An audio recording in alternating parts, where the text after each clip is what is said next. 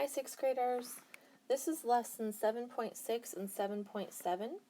We are combining those two lessons into one this week, and so we will go over that here in just a minute. But first I want to review something from 7.5 with you. In lesson 7.5, you learned how to graph inequalities on a number line. You learned that to graph inequalities on a number line, you needed to use either an open or a closed circle. You would use an open circle when the number that you were graphing was not part of the solution of the inequality. An open circle is also used when you use less than or greater than. A closed circle is used when a number that you're graphing is part of the solution. You will know you're going to use a closed circle if your signs are less than or equal to or greater than or equal to. Let's look at the inequality g is greater than 2 and graph it. If I were going to substitute 2 for g, if I were going to put that 2 over here, would it be true that 2 is greater than 2? No, that would not be true. So I know that 2 is not part of my solution. Also, I know that these signs tell me to use an open circle, and I know that since 2 is not part of the solution, not a solution means I'm going to use an open circle. So I'm placing an open circle on 2 on my number line. And g is everything greater than 2. So to shade what's greater than 2, I have to shade to the right. Let's try graphing p is greater than or equal to -3. If I were going to take -3 and substitute it in for p, so I'd have -3 is greater than or equal to -3, would that be a true statement? It would, because -3 is equal to -3. So I know that -3 is part of the solution, because when I substituted it for p, it made the inequality true. So -3 is part of the solution. I'm going to put a closed circle on -3 on my number line. And this inequality says that p is greater than or equal to -3. So p is everything greater than -3. If I want to shade what's greater than -3, I'm going to shade to the right. So that's a quick little refresher on graphing that we learned in 7.5. So let's get on to what we're going to learn in 7.6 and 7.7. So in lesson 7.6, we are going to solve inequalities using addition and subtraction. Solving inequalities is almost exactly like solving equations. The only difference is that when we solved equations, we had an equal sign. When we're solving inequalities, we have an inequality sign, but we're using the same process. So if we want to solve x minus 3 is greater than 1, think about what you would do if that said x minus 3 equals 1.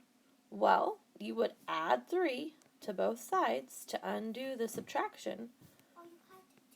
The minus 3 plus 3 would cancel, and that would leave you with x is greater than 4. So you just pretend that that inequality sign is an equal sign. Think about what you would do in that situation, and then you keep your same inequality sign. It just comes straight on down. Now we have to graph the solution x is greater than 4. So 4 is not part of that solution. I know that because if I put 4 in for x, 4 is not greater than 4. So 4 is not part of the solution, which tells me I'm going to use an open circle. And the inequality was x is greater than 4, so I have to shade everything that's greater. Let's do another example. The directions say solve the inequality and graph the solution. I'm choosing to do number 2. So number 2 is x minus 6 is greater than or equal to 4. If I were solving an equation, what I would do to get this x by itself would be add 6 to both sides. because I want to do the inverse of subtract 6. If I had a minus 6 and I added 6, that would take me to 0 on a number line. So those are just going to cancel. And my x is going to come right on down.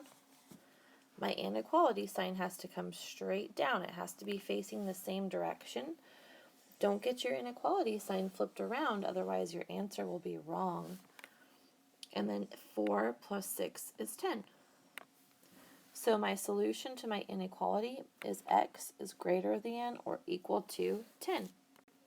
Now we have to graph the inequality. So I'm thinking, okay, if I took this 10 and I substituted it in for x, if I had 10 is greater than or equal to 10, would that solution be true? Yes, it would. So that tells me that 10 is part of the solution, which means when I go to graph, I'm going to use a closed circle because 10 is part of the solution. Now x is greater than or equal to 10. So to shade x, which is greater than 10, I have to go to the right. So now let's move on to lesson 7-7. In 7-7, you're going to do the same thing, only this time we're solving inequalities using multiplication and division. Let's start with number 1. The directions say solve the inequality and graph the solution. So my inequality is p divided by 3 is greater than 2. I want to get that p by itself, so I have to get rid of the divide by 3. To do that, I would multiply both sides by 3. So if I had 3 divided by 3, those would cancel and leave me with p. I keep my same inequality sign and bring it straight down. 2 times 3 is 6. So my solution is p is greater than 6. Now we have to graph the solution. So I'm graphing p is greater than 6. If I take this 6 and I substitute it for p, is it true that 6 is greater than 6? No, that is not true. So 6 is not part of my solution. If 6 is not part of my solution, I'm using an open circle. And I'm graphing p is greater than 6. So if I want to graph everything greater than 6, I'm going to shade to the right. Let's try example number 3. We have 1 is less than s divided by 7. I want to get that s by itself. So the inverse of dividing by 7 is multiplying by 7. I'm going to multiply both sides by 7. And if I had 7 and I divided it by 7, that would cancel and leave me with s. I bring my inequality sign straight down, and 7 times 1 is 7. So my solution is 7 is less than s. So now I'm ready to graph. I used an interval of 2 on my number line, and so I need to use 7 is less than s to graph. If I substitute 7 in for s, is 7 less than 7? No, it's not. So I know that 7 is not part of the solution. So where 7 would be on my number line, I'm going to do an open circle. So 7 is going to be halfway between 6 and 8. Open circle. And 7 is less than s, which means that s is greater than 7 if I flip that around. So 7 is less than s, which means that s is greater than 7. So I'm going to shade everything greater than 7, which means I'm going to go to the right. Alright guys, now let's talk about a story problem where you have to write your inequality. This one says a one-way bus ride costs $1.75. A 30-day bus pass costs $42. We need to write and solve an inequality to find the least number of one-way rides we must take for the 30-day pass to be a better deal. So in words, We're trying to find the price of a one-way ride times the number of one-way rides, and we want that to be more than $42 because the 30-day bus pass costs $42. So we're trying to figure out how many one-way rides we would need to take for that bus pass to be the better deal. So we're going to use R as our variable to stand for the number of one-way rides. The price of a one-way ride was $1.75.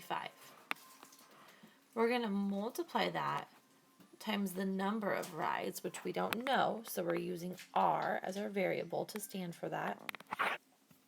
That needs to be greater than 42.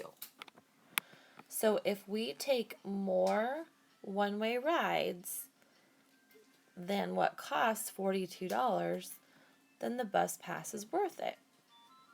So $1.75 R has to be greater than $42. That is our right the inequality.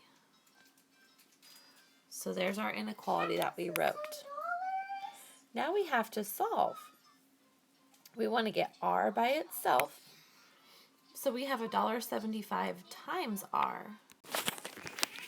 We're going to use the inverse operation, which would be to divide both sides by $1.75. $1.75 divided by $1.75 would leave me with R. I bring my inequality sign straight down, and 42 divided by $1.75. Cute. Yeah, look at my prize I got. If I did my division, I would get 24. And how do you like my prize So I got? R has to be greater than 24, which in words means you need to take more than 24 rides for that pass to be a better deal.